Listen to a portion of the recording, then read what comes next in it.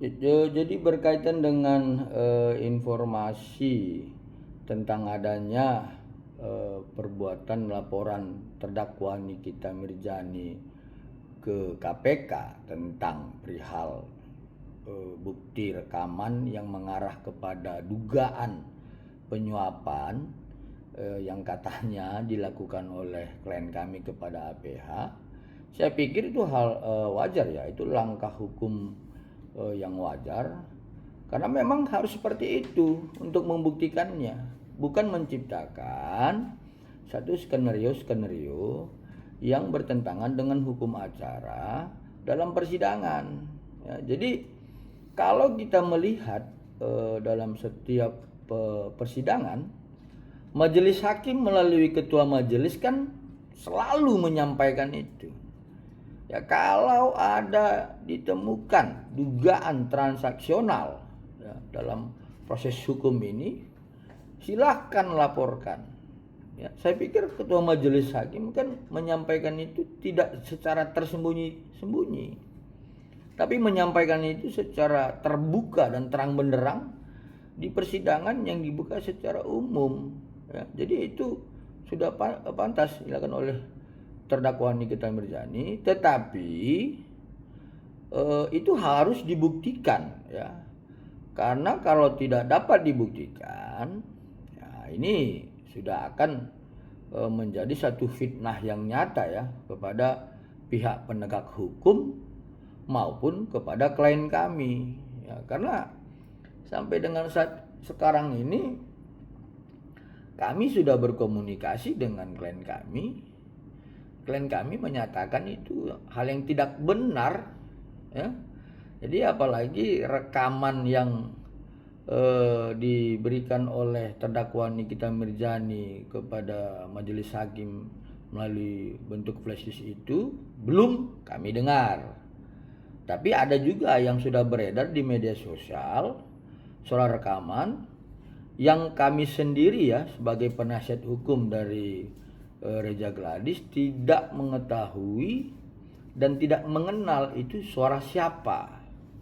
Ya, jadi perlu dipahami bahwa kami ini kan penasihat hukum dari Dr. Reza Gladys, jadi tidak sampai sejauh itu pengetahuan kami tentang siapa-siapa saja keluarga dari Dr. Reza Gladys maupun Dr. Autobah Mufid, apalagi sampai mengenali suara dari saudara-saudaranya ya.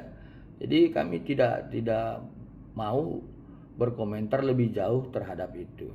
Tetapi yang pasti adalah bahwa setiap dugaan-dugaan yang kita anggap itu adalah peristiwa pidana penyuapan itu harus dilaporkan. Ya, bukan diciptakan menjadi skenario yang akhirnya mengganggu proses persidangan. Ya, jadi nanti lebih mengarah kepada fitnah dan kemudian adanya perbuatan-perbuatan mengganggu persidangan. Ya, jadi bisa juga unsur-unsur content of court itu bisa terpenuhi, yang akhirnya nanti bisa saja pihak dari majelis hakim maupun jaksa penuntut umum akan mengambil upaya-upaya hukum. Itu harus diperhatikan ya. Jadi lebih bagus seperti itu dilaporkan agar nanti prosesnya dapat dibuktikan oleh pihak yang berwenang. Tetapi kami juga ya dari pihak klien kami akan melakukan upaya hukum ya, pembelaan terhadap apa yang sudah dituduhkan kepada klien kami. Karena sampai dengan saat sekarang ini kami dengan tegas membantah tuduhan-tuduhan itu. Ya, jadi jangan artinya ada sebuah bukti-bukti yang sumir kemudian ini merusak proses persidangan dan kemudian menuduhkan klien kami melakukan upaya-upaya yang sebenarnya tidak patut ditiru, apalagi melakukan penyuapan terhadap APH ya.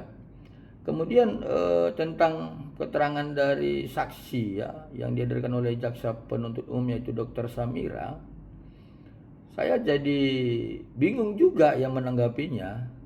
Kenapa? Karena yang disampaikan atau dipertanyakan oleh jaksa penuntut umum itu adalah merupakan percakapan dari handphone saksi Samira dengan saksi Oki Pratama dan terdakwa Nikita Mirzani yang diekstraksi oleh Dircyber Polda Metro Jaya di digital forensik.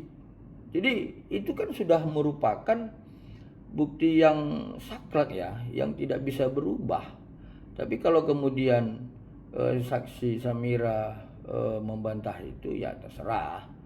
Kan majelis hakim juga mempunyai penilaian terhadap jawaban dari saksi Samira. Apalagi kemudian ada kesaksian, keterangan dari saksi Samira mengatakan bahwa dirinya akan disuap oleh suami klien kami, Dr. Altobah Mufid. Ini kan hal yang lebih aneh lagi gitu. Karena kalau soal penyuapan itu unsurnya kan sebenarnya barang siapa yang melakukan penyuapan terhadap pejabat negara yang mempunyai kewenangan untuk mengambil keputusan kebijakan gitu.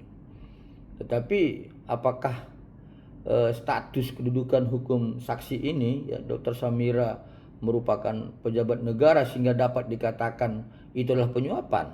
Kan tidak. Ya, jadi jangan menerasi-narasikan bahwa dirinya sudah disuap. Tetapi faktanya adalah ya, penyidik dan jaksa penuntut umum kan sudah mengantongi ya, bukti percakapan ya WhatsApp antara saksi Samira dengan suami klien kami. Kemudian bukti rekaman yang terkait percakapan di Starbucks Cilegon. Ya, saya pikir tidak perlu melebar-melebar lagi lah ya. Jadi biarkan nanti jaksa penuntut umum menyimpulkannya. Kemudian biarkanlah nanti majelis hakim yang akan mengambil keputusan terhadap itu. Ya, saya pikir demikian.